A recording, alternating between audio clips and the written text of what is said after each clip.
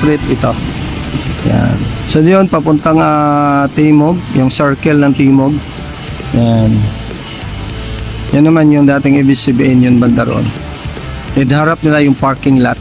At nandito na yung Phenomenal Sol. Ayan. Kita nyo? So, original lahat mga sapatos diyan.